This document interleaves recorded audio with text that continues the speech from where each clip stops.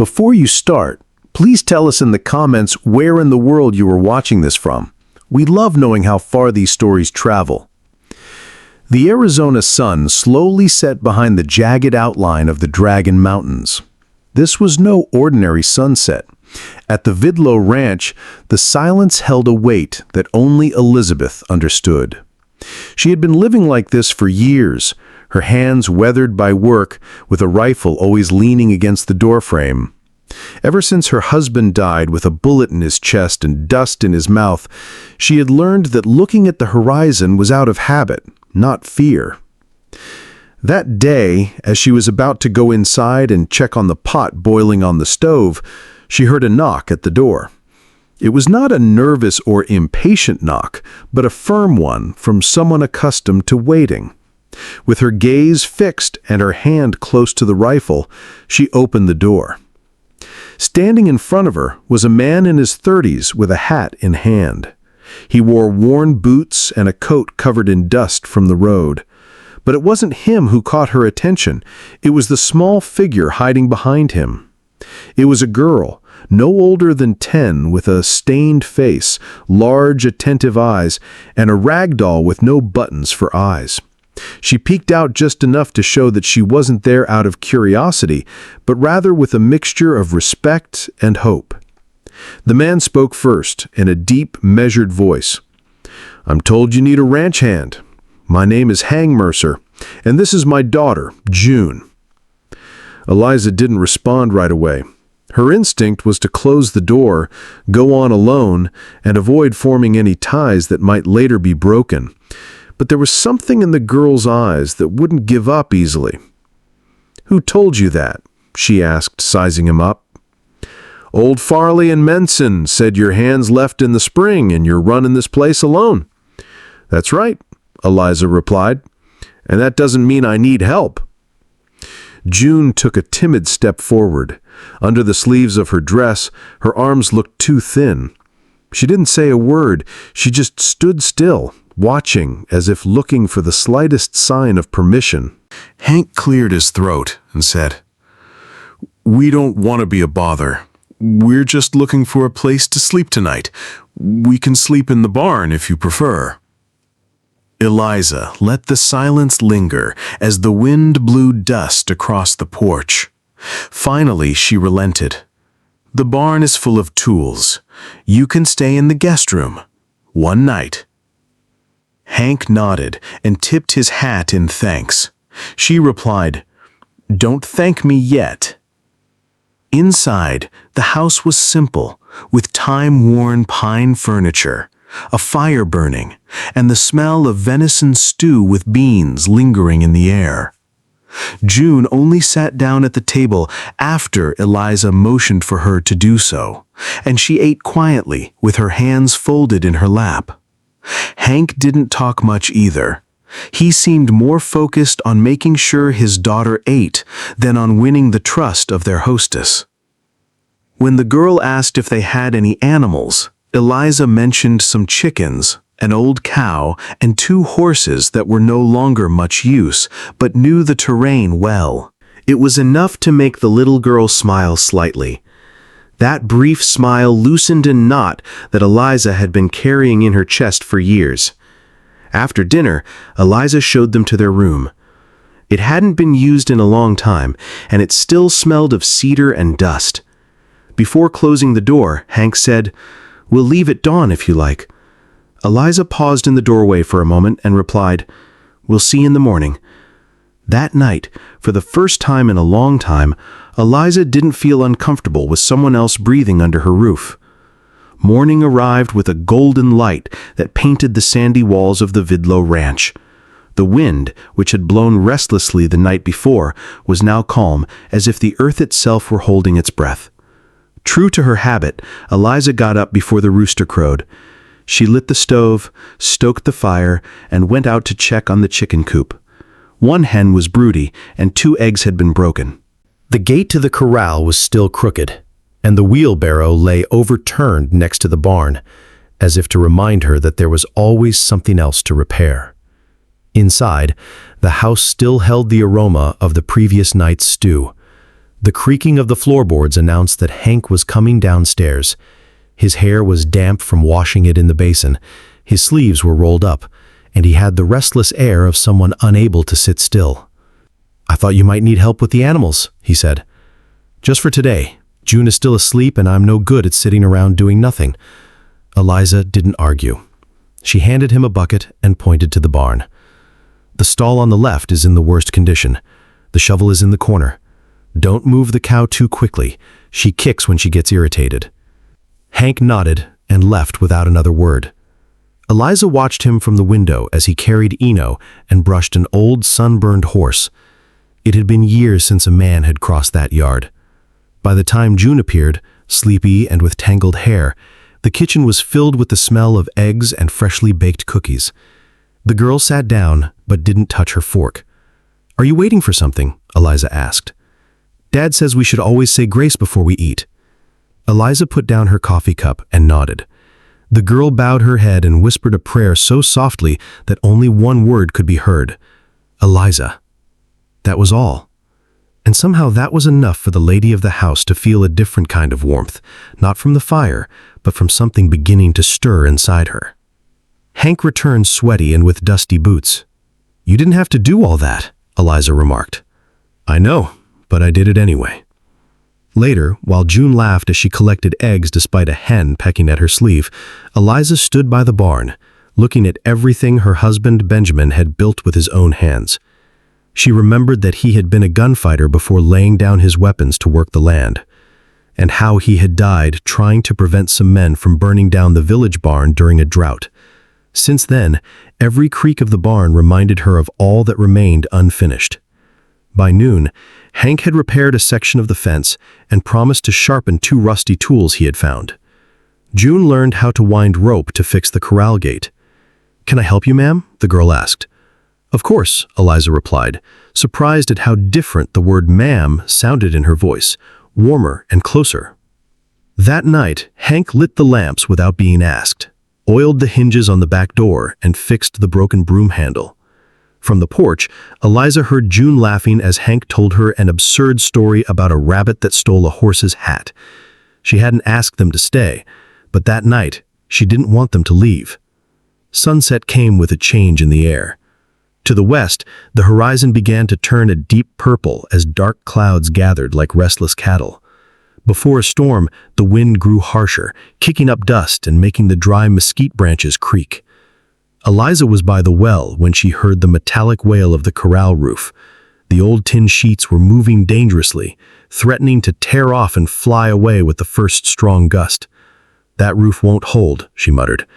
At that moment, Hank emerged from the barn with a rope and a hammer. He read the urgency in her eyes without her having to say a word. "If we don't secure it now, it's going to fly off and hurt someone," he warned. "I'll take care of the left side," Eliza replied. "I lifted it with Ben so I know which boards are rotten." Hank nodded without arguing. They lifted the ladder and began to climb as the wind howled. The metal sheets were cold and slippery. Each hammer blow echoed like a gunshot in the middle of the field. As Eliza secured one corner, she felt an old board give way under her foot. She lost her balance, and the wind pushed her toward an opening that seemed to appear beneath her feet. In an instant, Henkla grabbed her wrists with a firm, confident grip. "I've got you," he said, his voice steady and determined despite the howling wind. He lifted her to safety, and they lay on the roof for a few seconds, panting. The rain began to fall in fine, cold drops. For Eliza, the sense of danger did not only come from the wind. The scene reminded her of the last time a storm had threatened the ranch. That night, Ben left with 2 sacks of grain, promising to return before dinner. But he never came back. He never came back. Eliza wiped her face, unsure if the moisture came from the sky or her own eyes. Hank didn't ask any questions. He just offered her his hand again so they could continue working. They finished securing the sheets under a roaring sky, then climbed down the ladder, soaked to the bone. When they entered the house, June was waiting for them with wide eyes. She ran straight to Eliza and hugged her tightly. "I thought the storm had taken you too," the girl whispered, clinging to Eliza's coat. Eliza returned the hug, pressing June against her chest. "Not today," she replied, as lightning lit up the window. In the silence that followed, the only thing that could be heard was the steady beating of 3 hearts that were already beginning to beat in unison. The storm had left behind a different kind of silence. The next morning, the air was clean and smelled of damp earth. Eliza walked through the living room with a rag in her hand. As she passed an old bookcase her husband had built, something caught her attention. The bottom drawer, which was always stuck, opened a little more than usual. Intrigued, she pulled it out and discovered a barely visible hole in the floor. Inside was a small bundle of letters tied with string. The paper was yellowed and smelled of dust and oil. As she opened the first letter, the voice of a hidden past began to reveal itself. The same men came again. Finer clothes. The union's offer is final. They warned me that if I didn't sell, I'd lose more than the cattle. If they approach the Virla ranch, take Eliza and leave. Don't trust the law. They bought it. Eliza read them one by one. There were 7 in total, written over the course of a year, all with the same warning. The Drick Gland Syndicate is an organization that buys land by force through threats and bribes. Her husband had never told her anything about it. The revelation hit her like a kick in the chest. Ben hadn't died by chance. They had hunted him down.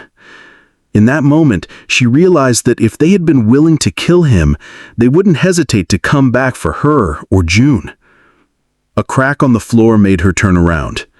Hank stood at the door with the rag in his hand and a frown on his face. "Are you okay?" he asked, seeing her expression. She showed him the letters. Hank read silently, his jaw tightening with each line. "It keeps happening. I lost a neighbor to them in '79. He refused to sell his orchard, and the next week his well was burning as if it had been set on fire with gunpowder." Eliza felt a chill. "He tried to protect me by keeping quiet, but it didn't work." "So now it's not about keeping quiet," Hank replied. "I know a man in Clifton. Before the war, Joseph Calder was a circuit attorney, and he still knows how to bend the law in favor of those who deserve it. If there's anything that can be done, he'll find it." Eliza hesitated for a moment. Seeking help meant accepting that the threat was real and that they would have enemies. "You already have enemies," Hank added. "What you lack are allies." She looked at the letters again, the brittle paper and faded ink, but the danger was still present. "We'll leave at dawn," she said at last. Hank nodded. "I'll saddle the horses." As he left, Eliza tucked the letters into a leather bag that had belonged to Ben, pressing it to her chest. "You didn't tell me, Ben, but I'm going to finish what you started," she whispered. Night fell over the desert, bringing with it a bone-chilling cold. The fire in the hearth crackled slowly, filling the house with an amber glow. Eliza sat on the floor with her back against the rocking chair, holding a cup of warm coffee. She didn't drink it, she just let the warmth remind her that she was still here. Across from her, Hank sat in the armchair, leaning forward with his elbows on his knees, the shadow of his hat resting on the table behind him. There had been little conversation since dinner. June was asleep in the next room, hugging her rag doll and covered with one of Eliza's old shawls. Before going to bed, June had insisted on hearing the story of the rooster who stole a mailbag and ran halfway across the county with it, once again. Hank told it to her with the same patience and exaggeration that made the little girl laugh. Now, in the silence, Eliza broke the calm. "She's a good girl," she said, in a tone that sought affirmation, not conversation. "More than I deserve some days," Hank replied, without looking up from the fire. His words intrigued Eliza. "Why is that?" she asked. Hank took a deep breath. He seemed like someone who knew that opening his mouth would bring back heavy memories. Her mother died on the road. Fever. We were caught in the middle of the Painted Valley, 50 miles from the nearest doctor. All we had were a small tent, a clean rag, and our hands. Eliza felt something in her stomach shrink, but she remained silent. He was strong, she thought. He didn't cry or beg. He just asked me to keep riding and not to stop. Her voice broke slightly, and the pause was more eloquent than any tears could have been. June saw it all. After that, Eliza didn't speak for 3 months, not even to the preacher who took them in for a while. I tried everything. Gifts, stories, silence. Nothing worked. One day, while we were repairing a fence at Bisbee's, she said, "The sky isn't as big without her, is it?" That day I dropped the hammer. I hadn't cried since the war, but then I couldn't help it. The fire crackled, filling the gap between them. Without taking her eyes off him, Eliza asked, "Of all the places she could have gone, why did she come here?" Hank didn't hesitate. "Because I got tired of running, and I heard you never did." The words hung between them like an echo that didn't need to be repeated. Eliza didn't respond immediately, but inside she knew something had changed. The loneliness she had carried like a shield was beginning to crack. The next morning dawned strangely quiet. The birds weren't singing, and even the old cow seemed restless in her stall. Eliza felt it in her bones. This stillness was not peace, but a warning. Hank was checking the loose hinge on the chicken coop when hooves were heard approaching on the road. A rider appeared on the horizon, mounted with too much elegance to be a rancher. His brown coat was immaculate, his boots gleamed, and his gloves were spotless. Even his horse seemed uncomfortable. The man dismounted with studied ease and walked toward the house as if he owned the place. "Good morning, ma'am," he said, tipping his hat and smiling, though the smile didn't reach his eyes. "Silas Van, I believe we have some unfinished business." Hank approached slowly from the chicken coop, his hand resting on his work knife. June, who was on the porch, stopped braiding her doll's dress and stood still, watching. "What kind of business?" Eliza asked, firmly. Silas took a folded sheet of paper from inside his coat. "I represent certain interests. According to the records, your late husband left considerable debt at the Green Table Club in Santa Cruz. This notarized document authorizes my clients to seize your property to settle the debt." Eliza didn't even reach out to take it. "My husband didn't gamble," she replied. "That's not what the books say," Silas replied, raising an eyebrow. Hank stepped forward. "You always travel alone to collect debts from dead men?" His tone made Silas look at him with a mixture of mockery and disdain. "You must be the hired hand." "I'm the man who stands between you and what's close at hand," Hank replied calmly, but his tone sounded like a warning. "Choose your words carefully." There was a tense silence, broken only by the rustling of paper as Silas put it back in his coat. "There's no need to argue. Consider this a warning." "You can keep your warning," Eliza replied without taking her eyes off him. Silas clicked his tongue. "It's not wise to delay these matters. The people I represent don't like to wait."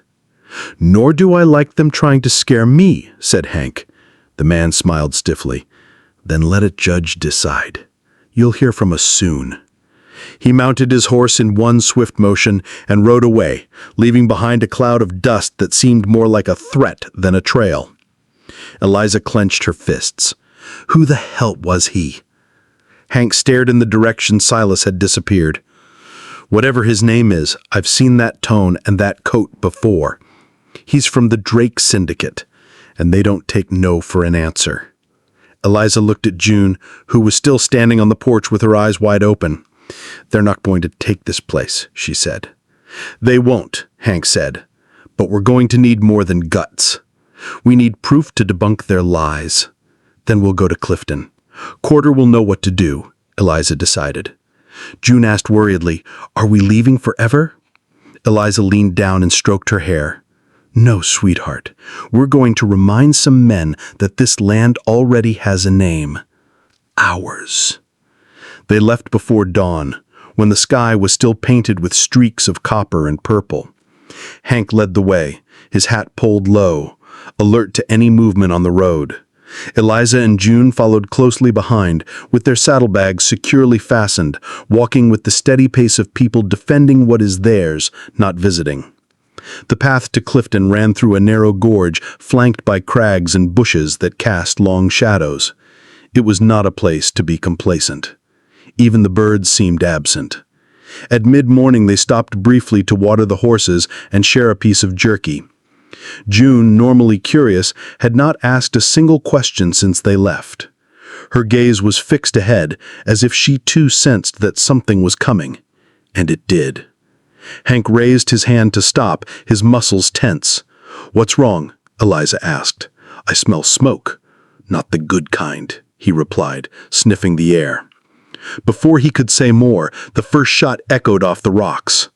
The bullet kicked up dust inches from their boots. "Get down," Hank ordered. They ducked behind a group of dry bushes as two more bullets struck nearby. June screamed, and Eliza shielded her with her body. Hank rolled into cover, drew his revolver, and returned fire with precision. "There are 3 of them," he warned. "They're bad shots, but they have good cover." Another shot whistled over their heads. Hank hit one of them in the shoulder, causing him to fall and scream, the sound echoing off the canyon walls. "They're moving to the left," he shouted. Before Eliza could react, a rider emerged from the brush on the right and charged straight at them, pointing his revolver at June. Without thinking, Eliza grabbed the rifle that had belonged to Ben and fired. The impact knocked the man clean off his horse. The silence lasted only a moment before Hank struck again. The last one fled hastily, crunching the branches like a frightened deer. Eliza stood motionless, the smoke from the shot still in the air, her heart pounding against her ribs. She hadn't fired a gun in over 4 years. Then she felt arms wrap around her waist. "Mommy," June whispered, burying her face in her coat. That word pierced her like no bullet ever could. Eliza dropped the rifle and hugged the girl tightly. Hank approached, his clothes stained with dust and gunpowder. "Are you okay?" "Yes," she replied, still holding June. He crouched down beside them and took her hand. No more words were needed. With the smell of gunpowder, the warmth of the sun, and the empty shell casings on the ground, Eliza knew she was no longer alone. By the time they reached Clifton, the sun was high, and the dust from the main street clung to their clothes like a second skin. They hadn't even crossed the entrance arch when they noticed something stirring in the town. They saw glances from windows and heard murmurs that died away as they passed. News of the shootout in the canyon had spread faster than they had. They didn't stop at the saloon or the general store. They rode straight to the town hall, where Joseph Calder, the lawyer Hank had mentioned, was waiting for them on the steps. Tall and thin, with gold-rimmed glasses and a briefcase under his arm, he greeted them with a sober nod. "I got your message," he said, "and you're right. They're trying to make a false claim on the ranch." Eliza dismounted, still holding June's hand tightly. "Can you stop them?" "Not alone," Calder admitted. "But you're not alone anymore." Inside the main hall, the surprise was even greater. The place was packed with miners, ranchers, and merchants. People Eliza recognized, even though they had never offered her more than a greeting. Some looked at her with respect, others with silent determination. Silas Van stood at the front with 2 well-dressed men. One of them held the forged document as if it were a trophy. Mayor Trumbud, a burly man with a deep voice, called for order. "What is this all about, Calder?" The lawyer stepped forward and held up the papers. "These are the original documents proving that Benjamin Vitlow paid for the Vitlow Ranch in full, with 3 witnesses and notarized signatures." He unfolded another sheet of paper and said, "Here is correspondence detailing threats and coercion by the Drick Ray Syndicate." Silas smiled contemptuously. That's pure gossip. The law recognizes debts. The law recognizes the truth, Calder replied. This town deserves to know who has been trying to steal its land. He turned to those present. How many of you have received offers or warnings to sell? Old Barrow, the owner of the feed store, was the first to raise his hand. Then Miss Emery raised her hand. More and more hands went up. If we let them get away with it here, Calder continued, tomorrow it will be your corrals, your wells, and your names on deeds you never signed. The mayor looked at the documents, then at the room full of frowning neighbors. Mr. B, you and your men have 10 minutes to leave Clifton. If you return, it won't be a judge who greets you. It will be the people you tried to cheat. The murmur turned into a clatter of boots and chairs being pushed back. The message was clear. The whole town was with Eliza. Silas swallowed hard, forced a smile, and withdrew with his companions. The dust kicked up by their horses was the last thing they left behind. Calder turned to Eliza and Hank. Today you defended your land, and now this town defends it with you. The commotion in the town hall gradually died down, but the tension in the air remained. Calder led Eliza and Hank to a table on the side, away from the onlookers, and spread the documents out on the wood. The mayor will put the official seal on them as soon as we finish registering everything. With this, the ranch will be rightfully yours, he explained. Eliza looked at the paper, knowing that it represented years of work, loneliness, and resistance.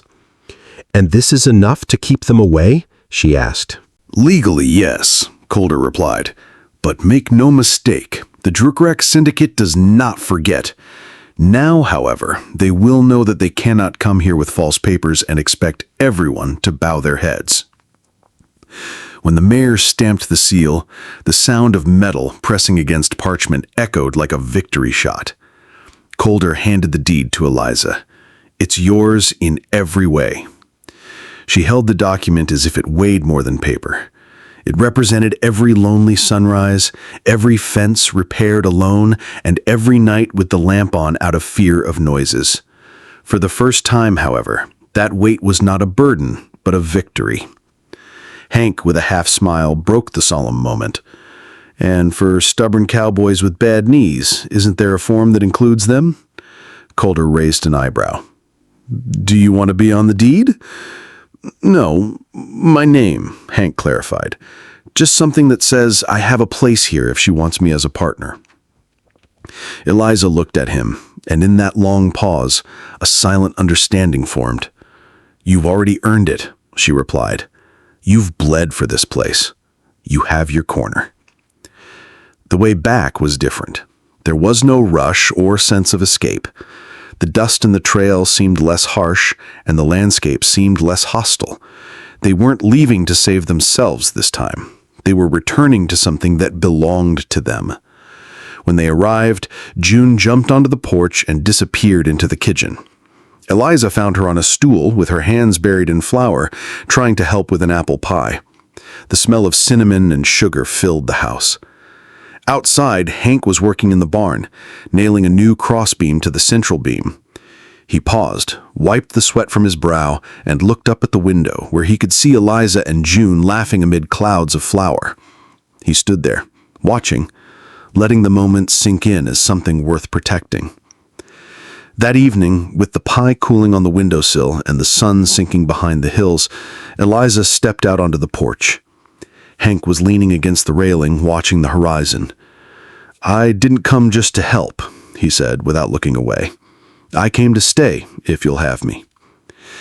She didn't smile right away, but she didn't look away either. Dinner is at 6. I'm not late. Hank let out a short laugh, as if that were the answer he needed to hear. Night fell with unusual calm. The wind barely rustled the dry mesquite branches, and the sky was so clear that it looked like a black blanket embroidered with stars. Eliza was in the kitchen, cleaning the table, while June carefully folded the dish towels. A soft knock on the door interrupted their routine. Hank went to open it and found Missy Morey, the village teacher. She was holding a bouquet of wildflowers in one hand and an oil lamp for the fence in the other. She smiled slightly as she looked at Eliza.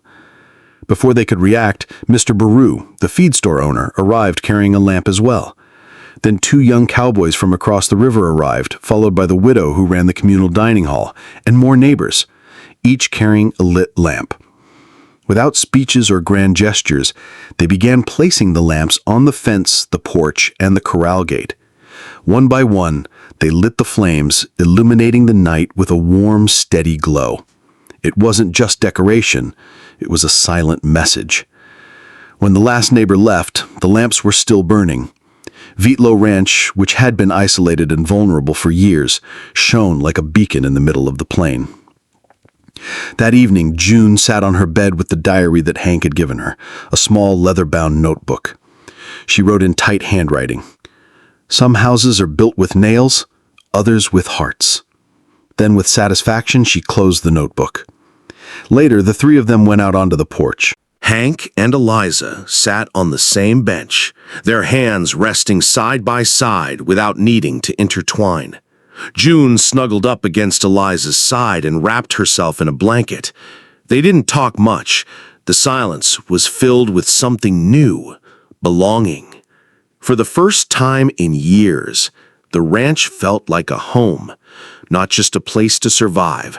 Under the glow of the lamps and vast sky, they knew that whatever happened, they would no longer be alone. The lamps were still flickering when Eliza got up before dawn. The aroma of freshly ground coffee filled the kitchen, and the familiar sound of Hank moving around the barn came from outside. June, still half asleep, crawled to the table with the blanket tangled around her shoulders. "Aren't we going to rest today?" she asked in a sleepy voice. "We'll rest later," Eliza replied, pouring her some hot milk. "There's work to be done for now." Hank came in with his hat in his hand and a folder under his arm.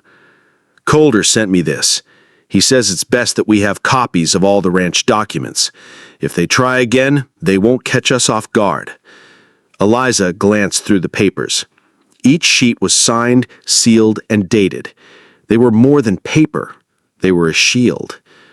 "I never thought I'd be so grateful for bureaucracy," she murmured, eliciting a half-smile from Hank.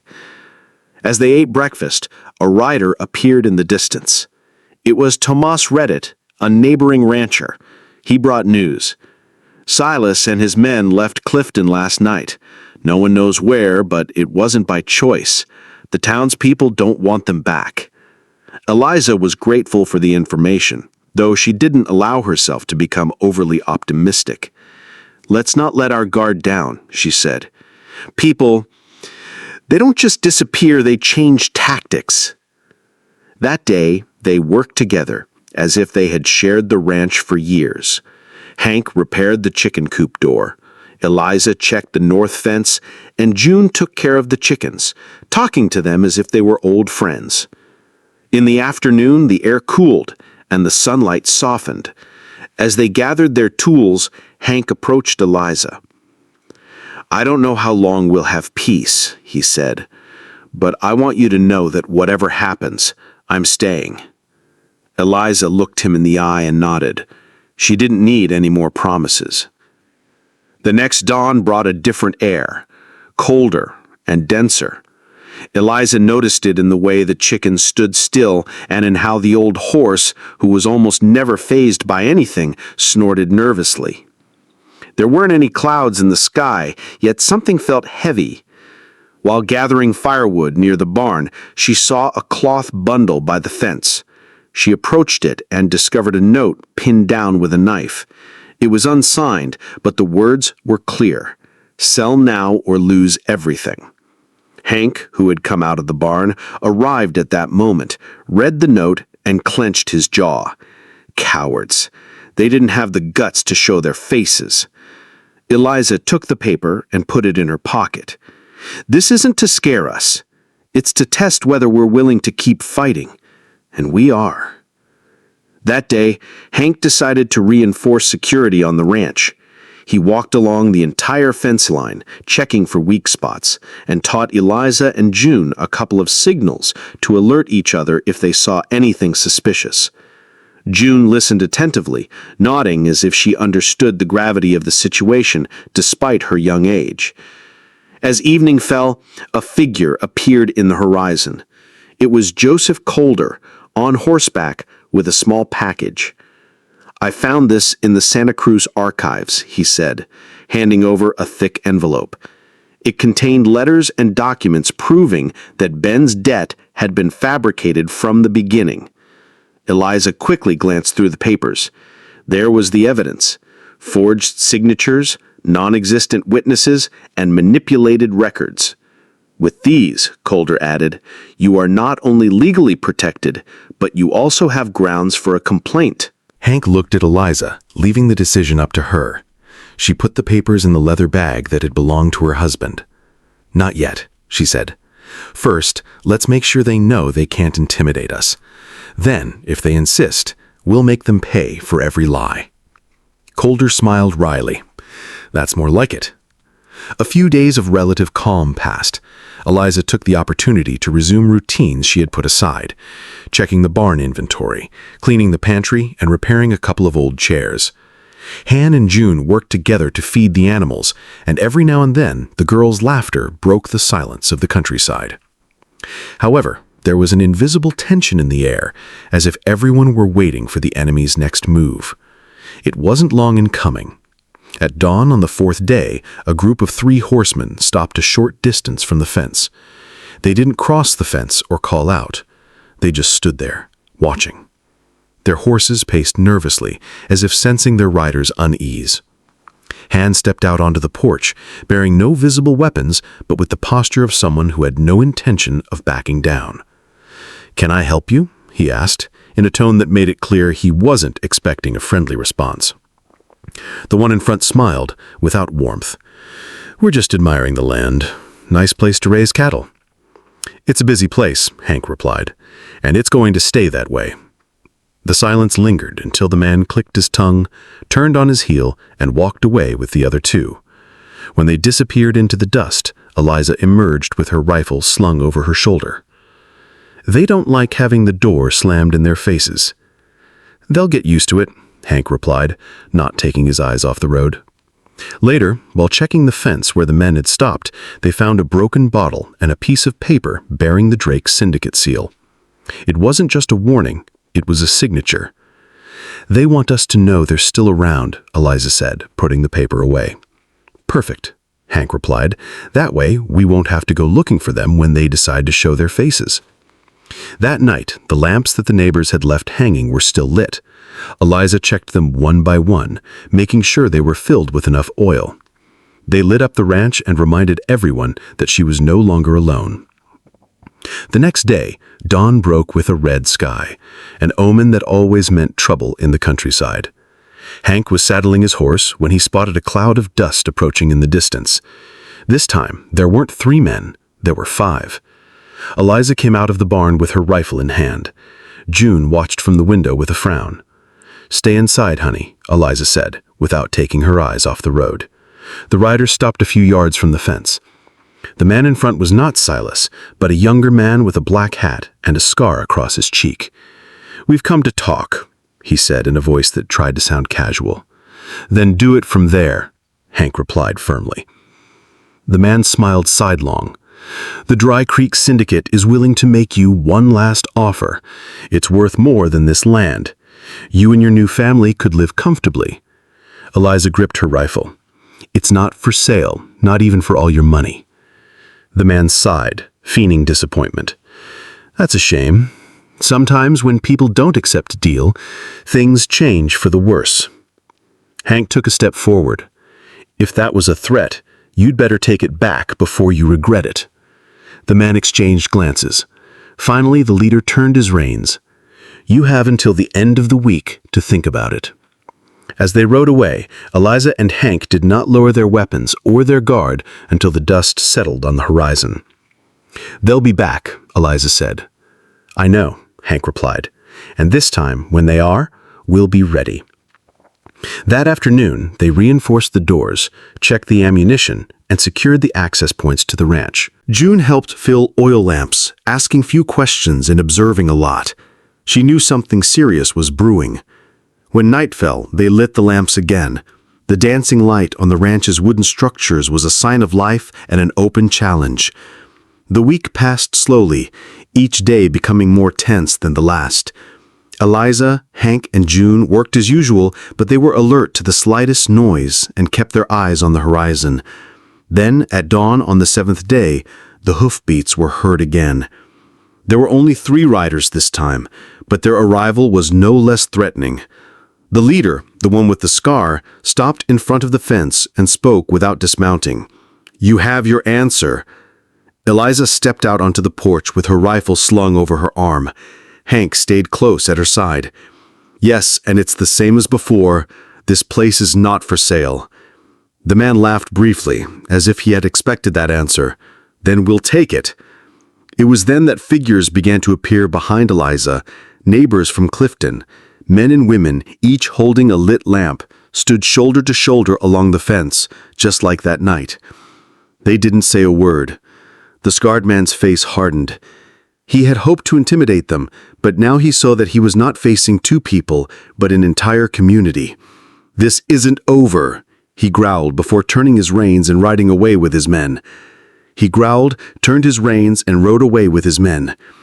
Eliza and Hank watched them disappear. They did not celebrate. They knew the Drick Syndicate could return, but they also knew something else. This time they would not be alone in facing them. That night, with the lamps lit and illuminating the fence and the smell of freshly baked bread wafting from the kitchen, the 3 of them sat on the porch. June snuggled up against Eliza with her blanket. Without saying a word, Hank let his hand rest on hers. There was no music, no speeches, and no exaggerated promises, just a silent understanding. That piece of land wasn't just a ranch. It was home. As long as there was light on their fences, no one could take that away from them. So the Victor Ranch shone again, not because of its repaired fences or sealed deeds, but because of something much harder to achieve. It was a home where people cared for each other and stayed. Eliza, Hank, and June learned that land can be a refuge, but people are what make it a family. What would you have done if the Drake Syndicate had knocked on your door? Leave me a comment because I would love to read your answer. If this story left you with a lump in your throat or a spark of hope, don't forget to like and subscribe. Every week we continue to light lamps in the middle of the night with more stories from the Old West, where courage is measured not only by the number of bullets fired, but also by the willingness to stay and fight for what matters. See you next time as we ride together toward another story worth telling.